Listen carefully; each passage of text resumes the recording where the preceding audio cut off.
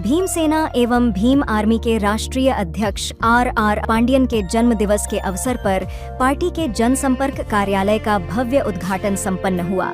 इस अवसर पर राष्ट्रीय अध्यक्ष आर पांडियन को जन्मदिन की शुभकामनाएं देने के लिए बड़ी संख्या में कार्यकर्ता, पदाधिकारी और स्थानीय नागरिक उपस्थित रहे।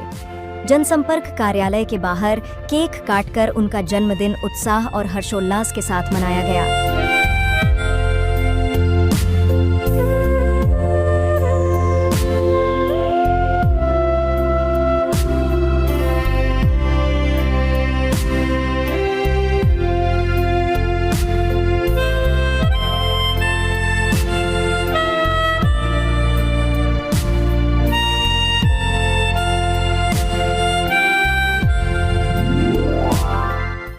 मीडिया से बातचीत के दौरान आर पांडियन ने कहा कि जनता की समस्याएं लगातार बढ़ती जा रही हैं, लेकिन कई नागरिक कार्यों की समय पर सुनवाई नहीं हो रही है। उन्होंने कहा कि नए जनसंपर्क कार्यालय के माध्यम से आम लोगों की समस्याओं को प्राथमिकता के आधार पर संबंधित विभागों तक पहुंचाकर उनका समाधान कराने का प्रयास किया जाएगा। यदि आवश्यक हुआ तो जनता के हित में मोर्चा और आंदोलन भी किए जाएंगे। पहले जो आप सब लोग आए हो मेरे बर्थडे के लिए और मेरा मनोबल बढ़ाने के लिए मुझे ऑफिस का कार्य इसलिए बोला क्योंकि मैं यहाँ का जनसंपर्क था पढ़ने के लिए, इसलिए मैं जनसंपर्क कार्यालय खोला क्योंकि लोग मेरे घर तक आते थे, बहुत तकलीफ होती थी। इस वजह से मैंने सोचा कि अलग विशेष टाइम दिया जाए लोगों को संपर्क बढ़ाने के लिए, इसलिए मैंने ऑफिस कार्यालय खोला और 48वें बर्थडे में लोग आए।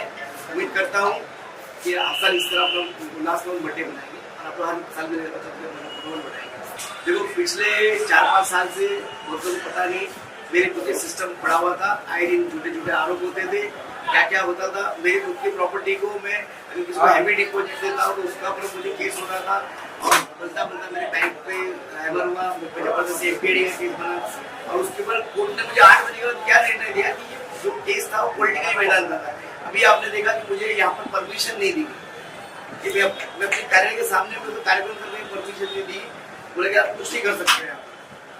तो भी मतलब देखिए मैं कार्यालय में फैसिलिटी में करूँगा, आपको रुकना देंगे। इस तरह से मतलब मुझे मंडप बनाने नहीं दिया और ना आपके साथ में कुछ भी रखने नहीं दिया कार्यक्रम में। आपको नहीं करना आप अपना अंदर करो। इस तरह से मतलब सिस्टम अपने खिलाफ काम कर। क्या लगता है सर, इसकी वजह क्या हो सकती है जो रोका जा रहा है? अपने लोकप्रियता और आए दिन में जो मुद्दे उठाता और मुद्दे जवाब करता। लास्ट टाइम भी मैंने इतना बड़ा मुद्दा बाहर का मुद्दा था और क्योंकि शेतकरी इतना मुद्दा उठाया था तो उसकी वजह से सिस्टम से मुझे हैमर होता है। तो हमेशा एक्शन का रिएक्शन तो होगा ही, इतना तो झेलना ही पड़ेगा।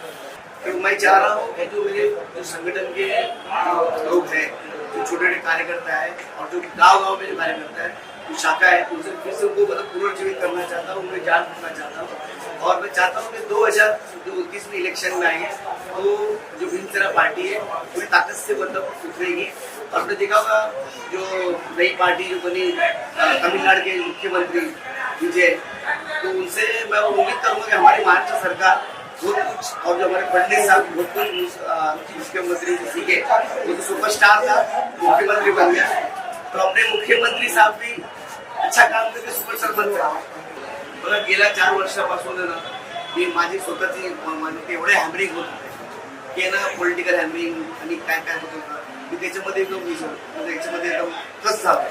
सध्या आता मला म्हणजे वेळ भेटला आणि व्यवस्थित झालं। आता मी माझे पूर्ण मतदारसंघ आहे, आपले लोक आहेत, मला म्हणजे हा म्हणजे चेंबूर पूर्ण माझा मतदारसंघ आहे आणि अनुशक्ती पण घेऊ शकतात आम्ही। तर ह्यामध्ये फिरणार, आता आमदारनी काय काम नाही केलं, नगरसेवकनी काय काम नाही केलं बघणार आणि काय कामाची गरज आहे लोकांना आणि काय गरज आहे ते बघून माझे कार्यकर्त्यांनी पुढे जो वाटचाल बघू। जनतेला मी बोलणार, माझे जेवढे इथले जे आहे ते माझे परिवार सारखेच आहे, त्यांना बोलणं की त्यांचे जे प्रश्न असतात त्यांनी इथे घेऊन यावा। त्यामुळे समजा 7 दिवसात 3 दिवस बसणार, संध्याकाळी 7 ते 10 वाजता बसतात, तर लोकांनी इथे यावं, आपले जे मुद्दे आहेत मार्गाने सांगावे, त्यातून जे न्याय देण्याचा प्रयत्न मी करणार। प्रश्न सुटतील का बघू, न्याय करण्याचा प्रयत्न करू, नाही झालं तर आंदोलन मोर्चे करू। कमी सत्तेमध्ये नाही, ठीक आहे, मी लोकांसाठी संघर्ष करू शकतो, संघर्ष करणं माझं काम, मी संघर्ष करू शकतो। ते सुटणार नाही सुटणार ते नंतरची गोष्ट आहे। लढा लढण्यासाठीच बसलोय लोकांसाठी, लढा लढून इथपर्यंत आणू।